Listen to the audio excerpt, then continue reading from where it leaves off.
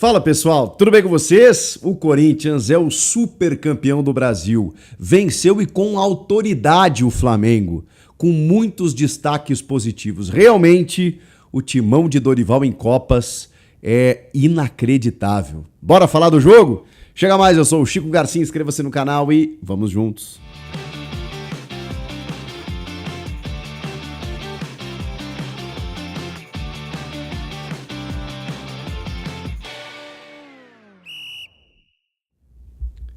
Vai te inscrevendo, deixando aquele like, é só o que eu peço pra você, pra me ajudar a crescer por aqui. E vamos falar do timão campeão de novo, hein?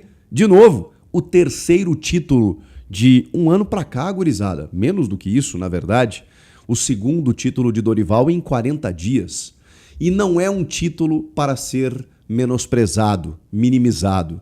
Estamos falando de uma conquista em que, primeiro, você coloca frente a frente dois super campeões do Brasil.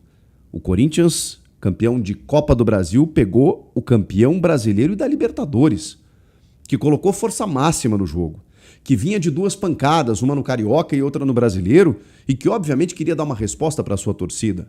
Não vem me dizer que o Flamengo tirou o pé ou que não estava dando tanta importância assim para a conquista, com metade do estádio de flamenguistas, calados é verdade, mas aí a gente já conhece, né, a força da Fiel na arquibancada, traduzindo a postura que o time acaba tendo dentro de campo, por conta dessa postura da torcida, que não abandona o time jamais, seja na Neoquímica Arena ou em qualquer lugar, não seria diferente com o estádio meio a meio, mesmo que fosse em Brasília, um reduto talvez até, de certa forma, flamenguista, por muitos moradores, né, da região ali que tem predileção por times cariocas, muitas vezes por um time local e outro time em que os clubes cariocas acabam tomando, né, a região centro-oeste, norte, nordeste.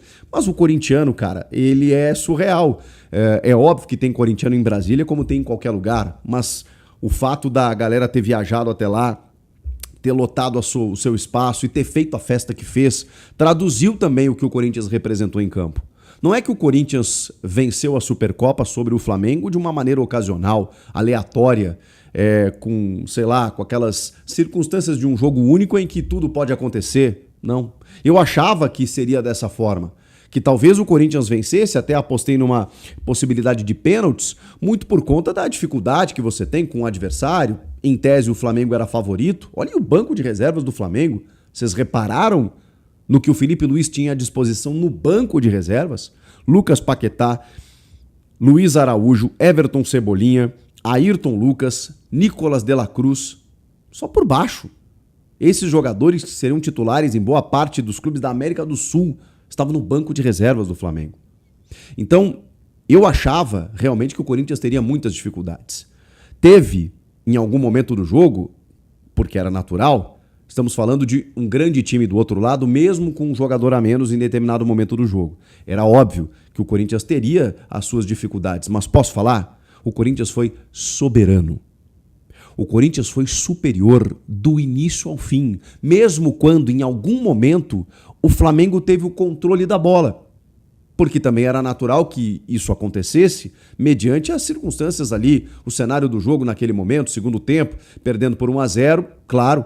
Aí você coloca um jogador como o Lucas Paquetá, que a gente pode questionar, perdeu um gol feito, a bola do jogo ali para empatar a partida e tudo mais, mas é um cara que tem refino técnico, que a partir do momento que ele entra, o Flamengo começa a ter um pouco mais de controle de jogo.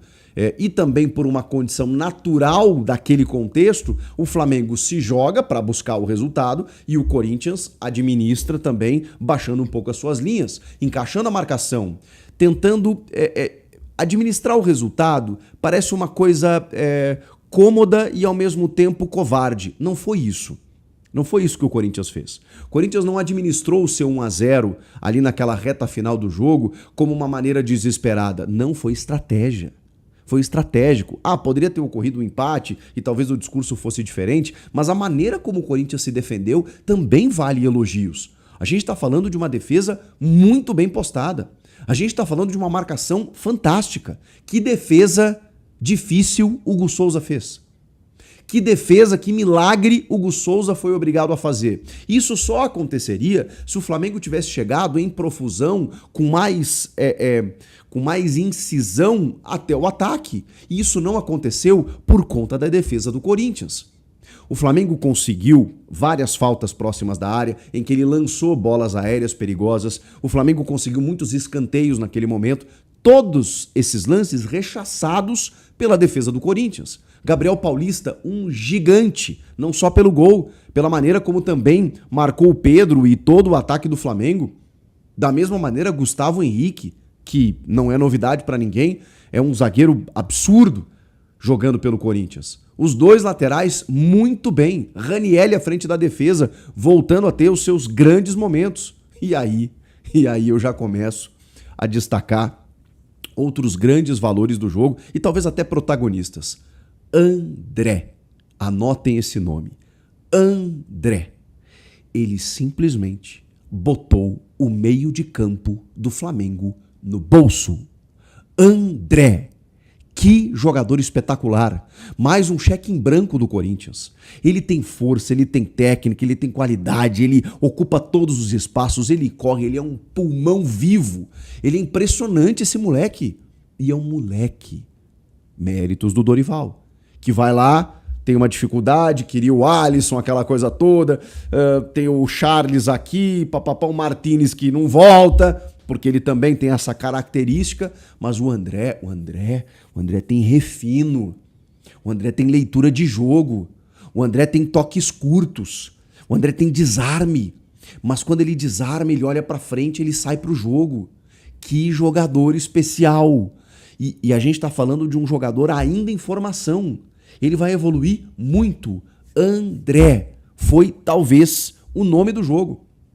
Pela maneira como ele se desenvolveu num setor, cara, completamente decisivo do confronto. A gente tá falando de um meio-campo que tem Pulgar, Jorginho, Arrascaeta. André botou esses caras no bolso, velho. Foi surreal. O Corinthians jogou melhor, o Corinthians marcou melhor. O primeiro tempo, claro que o Flamengo teve chances, é óbvio que o Flamengo ia ter chances, mas o Corinthians começa tomando iniciativa. E isso já surpreende. Com uma escalação que a gente falava aqui na véspera, eu imaginava que ele não fosse com Carrilho e Garro. Achei até que ele ia tirar os dois, porque eu iria de Matheus Pereira e Breno Bidon ali na armação, sem o Carrilho e sem o Rodrigo Garro. Ele tira o Garro, mantém o Bidon, mas ele vai de Carrilho. Inicialmente eu achei arriscado. Eu falei, rapaz, por quê? Porque o Carrilho, e ele jogou bem, tá? Por quê? Porque o Corinthians foi dominante. O que eu pensei? O Flamengo vai ter a bola. O Flamengo vai atacar.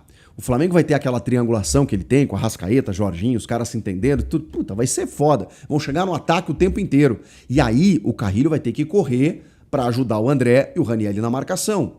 Não precisou. Porque quem dominou boa parte das ações foi o Corinthians.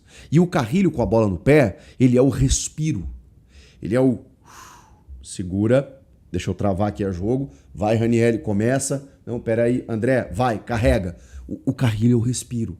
E funcionou, porque ele foi esse jogador, escalado na posição dele, ali aberto pelo lado direito, como o Dorival às vezes teimava em não fazer. Dos bons momentos de André Carrilho, sob comando de Ramon Dias, ele voltou nessa partida. André, Carrilho, Ranielli, Breno Bidon. Eu amo esse moleque. Cara, esse moleque tá cada vez melhor. Bom, o gol que o Memphis perde no primeiro tempo é um contra-ataque puxado pelo Bidon, que cara, ele recebe o passe, ele carrega na medida certa, ele dá o passe na hora certa, ele faz tudo certinho, cara. O Bidon é o seguinte, o Bidon ele não deixa um espaço do campo vazio. Reparem nisso. A bola tá indo para um lado. Se houver qualquer desarrumação tática do Corinthians, o Bidon parece que ele tem um chip que ele fala assim, peraí, ali tá desguarnecido, deixa eu recompor, peço a bola aqui, recomeço a jogada.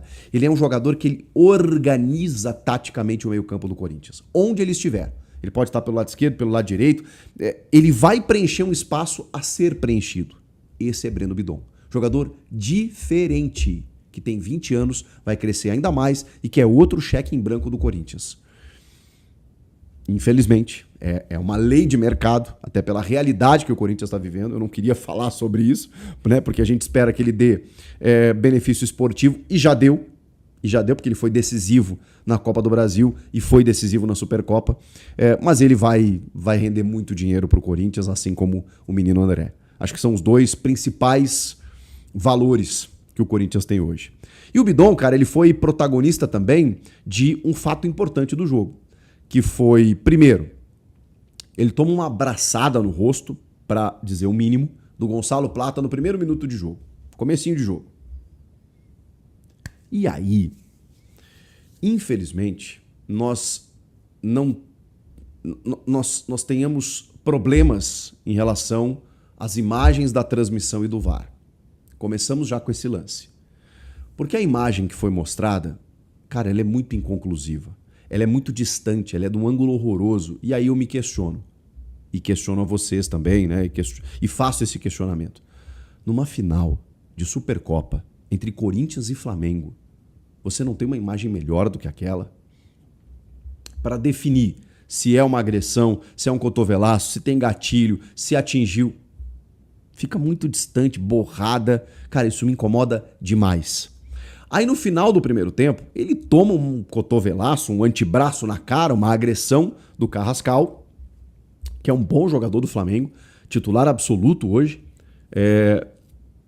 O cara faz uma bobagem inacreditável no rosto do Bidon. Só que o Klein tinha encerrado o primeiro tempo. E tem aquele lance do Bidon. O que acontece? Naquele momento, ele comunica, os dois capitães, não, os caras estão vendo lá. Não, tá tudo certo, encerra o jogo. Tá tudo certo. Aí no intervalo eles acham uma imagem mais aproximada, chamam o Rafael Klein para revisão, assim que as equipes retornam, ele vai lá no monitor, vê a agressão e expulsa o Carrascal.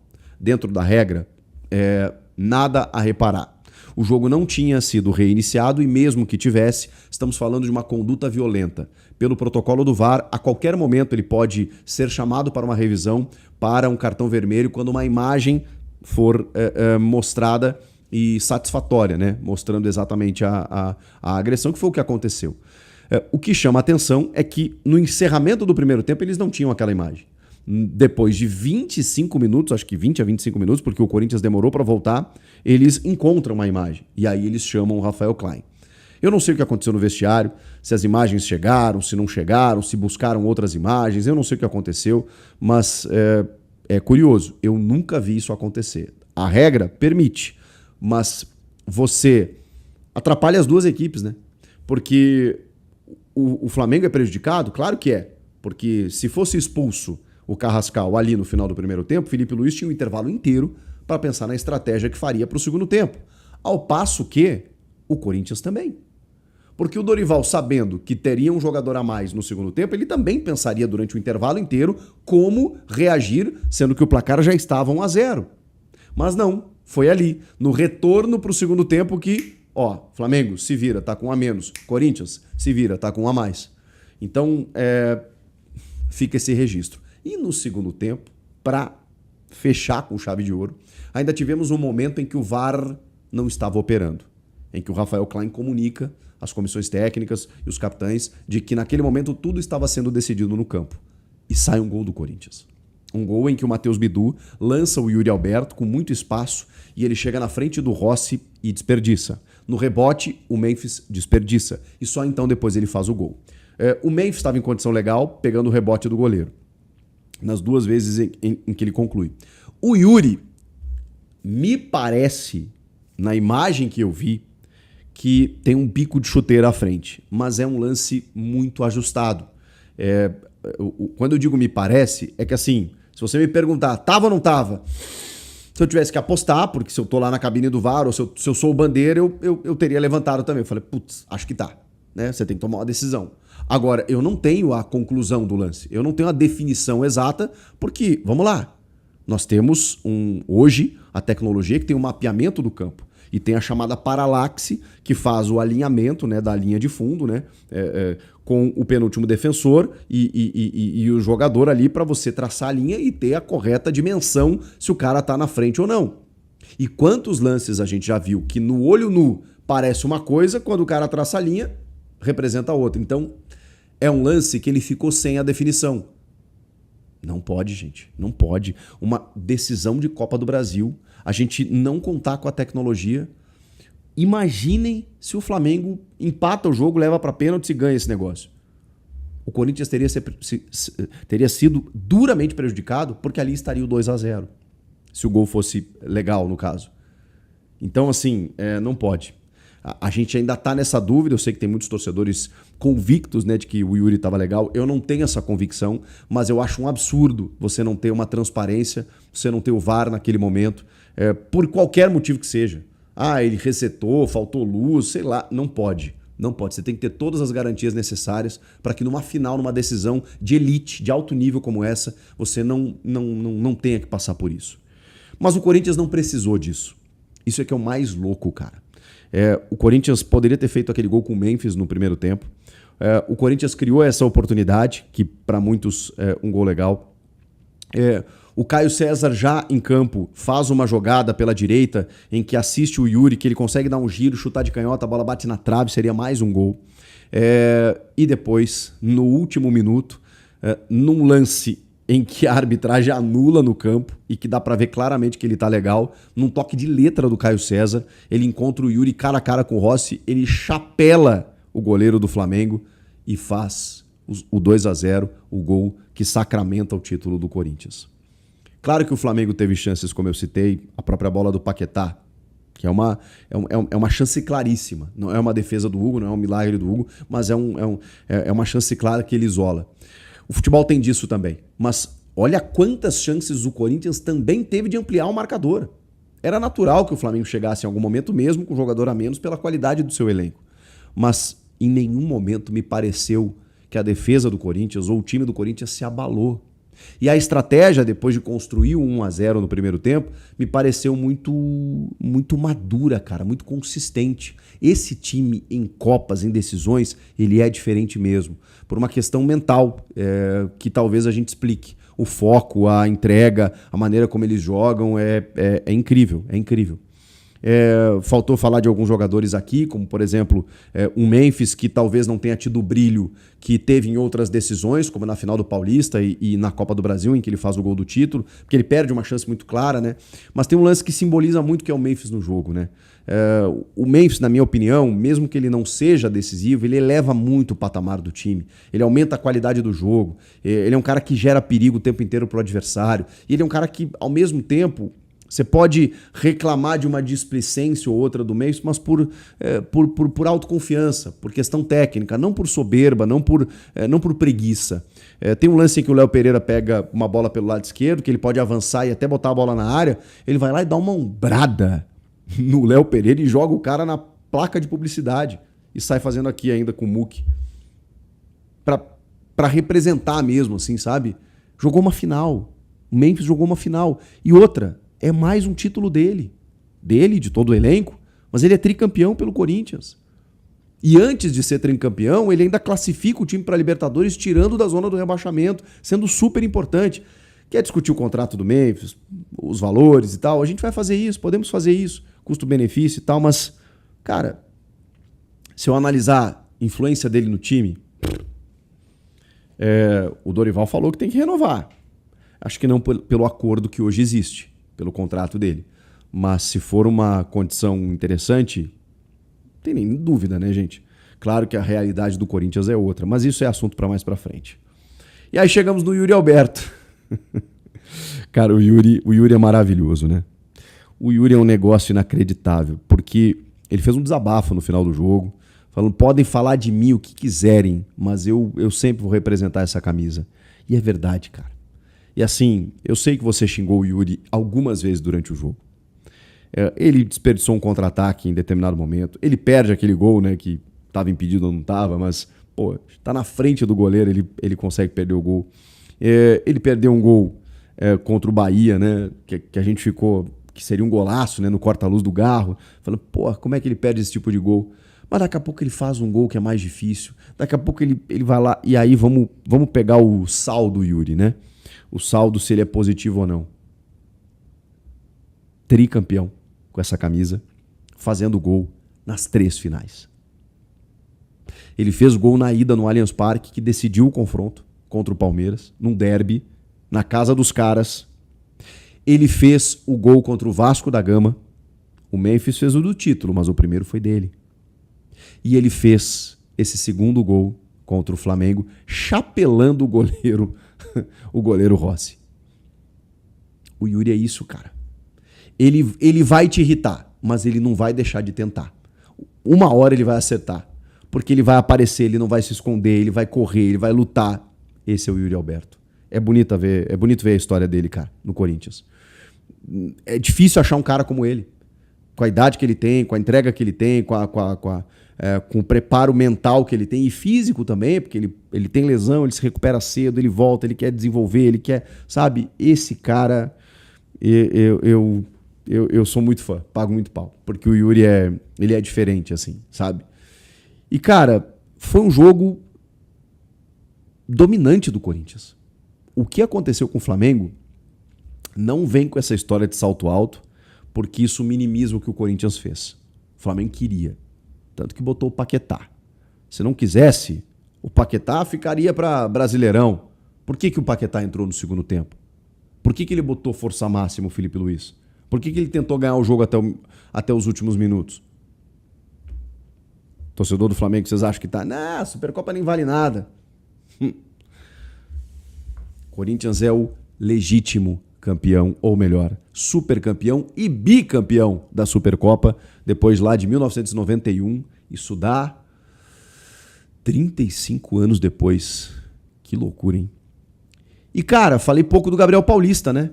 Falei que ele foi super importante, não só pelo gol, mas que história bonita também, né? O cara a vida inteira na Europa, lutou pra jogar com a camisa do Corinthians, pra homenagear o irmão falecido, que era seu parceiro de arquibancada. Aí o cara volta pro Brasil e faz um gol que dá um título nacional diante do Flamengo, cara.